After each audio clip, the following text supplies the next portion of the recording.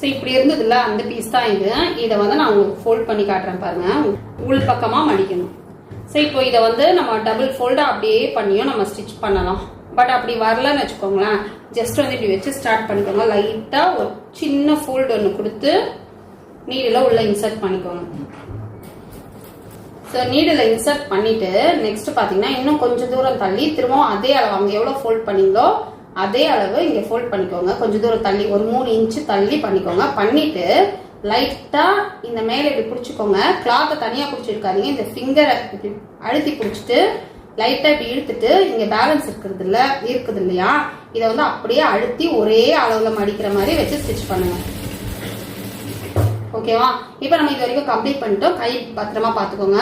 Next திரும்பவும் அதே மாதிரி ஒரு 3 இன்ச் அளவுக்கு எடுத்து திரும்பவும் அதே மாதிரி கொஞ்சமா கரெக்டா ஸ்ட்ரைட்டா இங்க பாருங்க இப்படி மடிக்கணும். அவ்வளவுதான். இதை வந்து இப்படி எல்லாம் பண்ணீங்கன்னா தான் உங்களால கரெக்டா மடிச்சு கம்ப்ளீட் பண்ண முடியாது. ஸோ இப்படி வச்சுக்கோங்க. இப்படி வச்சுட்டு திரும்பவும் இப்படி ப்ரெஸ் பண்ணிக்கோங்க. ப்ரெஸ் பண்ணிட்டு இப்படி இழுத்தீங்கன்னா ஒரே அளவுல மடிஞ்சு வரும். ஓகேவா? ஒரே அளவுல மடிஞ்சு வரும். இது வந்ததுக்கு அப்புறமா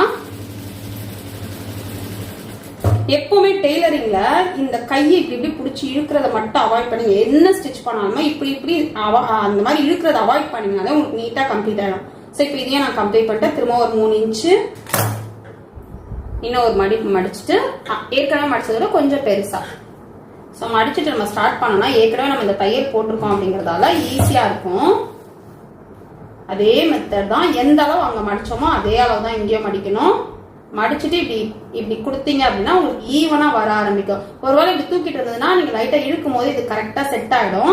செட் ஆயிடுச்சுன்னா நீங்க இந்த மாதிரி தையல் போட்டுக்கணும். ஸோ இது ரொம்ப ஈஸியா இருக்கும்.